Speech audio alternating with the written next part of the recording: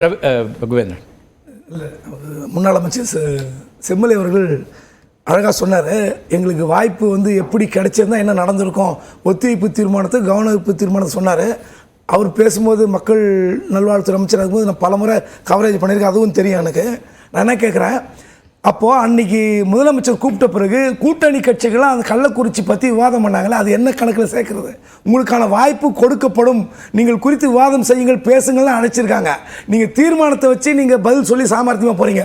ஒன்று.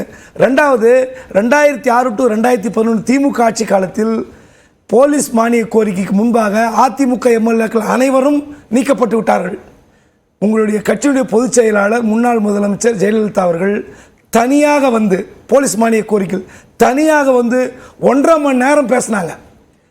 குறுக்கீடு கூட ஈல்டாக விடல. எவ்வளோ கூச்சல் குழப்பம், அதற்கு கூட மசியாமல் அந்த அம்மா தனியாக நின்று பேசிட்டு போனாங்க. உங்களுக்கு நினைவு இருக்கும் என்று நம்புகிறேன். அப்படி இருக்கும்போது எடப்பாடி இத்தனை பேரை வச்சுக்கிட்டு எப்படி உங்களுக்கு விவாதம் பண்ணுறதுக்கு விட்டுருவாங்க? நீங்கள் விட்டால் நீங்கள் சும்மா இருந்துருவீங்களா? ஏன் அந்த வாய்ப்பை பயன்படுத்தி கொள்ளவில்லை தான் என்னோட கருத்து, கண்ணாடியோட கருத்து.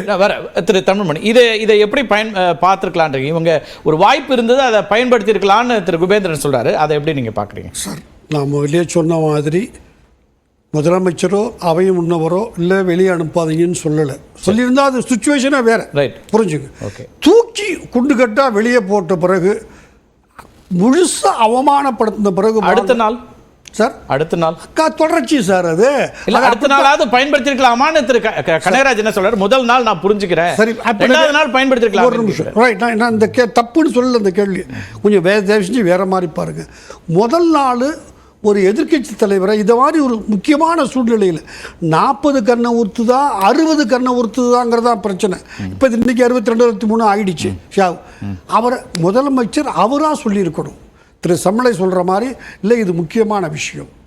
எந்த கேள்வியும் அன்னைக்கு நான் இங்கே சுட்டி காட்டினேன், தலைபோகிற கேள்வி அல்ல. அதை ஒத்தி அவர் திரு சம்மலை அழகாக சொல்கிறாரு.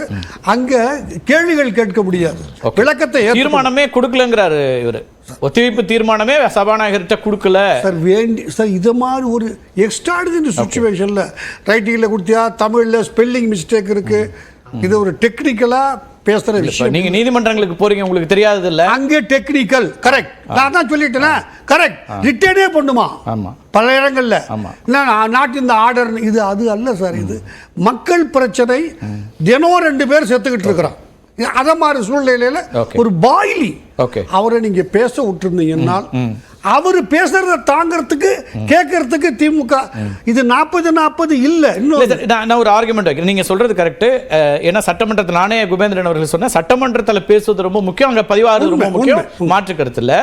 இப்ப வெளியில பேசக்கூடிய விஷயங்களை எதிர்க்கட்சி தலைவர் உள்ளேயும் போய் பதிவு பண்ணிருக்கலாம்ல. இத்தனை நாட்கள்ல ஒரு வாய்ப்பு இருந்தது தானே. இப்ப டெய்லி வெளிநடப்பு செய்து பத்திரிகையாளர் சந்திப்பு வைக்கிறார், எல்லா ஊடகங்களையும் அது காமிக்கப்படும் போது அதையே உள்ள பேசி ரெஜிஸ்டர் பண்ணிருக்கலாம். ஒரே ஒரு வார்த்தை முதலமைச்சரோ அவை முன்னவரோ ஸ்பீக்கரோ அவங்கள தூக்கி போட்டு நடந்திருக்கக்கூடாது, வருத்தப்படுகிறோம், அந்த கண்ணியத்தை நான் எதிர்பார்க்கக்கூடாதா?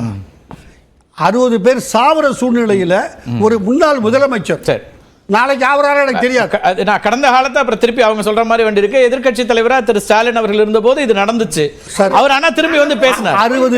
60 பேர் சாராயங்குடி செத்து போய் இது மாதிரி சூழ்நிலையை புரிஞ்சுக்க நடந்திருக்குது, யாரும் மறுக்கல. இவர் சொன்னாரு, அவர் திரு சம்மலையே மறுக்கல, நடந்திருக்குது, சார் அனுபவம். ஆனால் இது ஒரு எக்ஸ்ட்ராடினரி சிச்சுவேஷன்.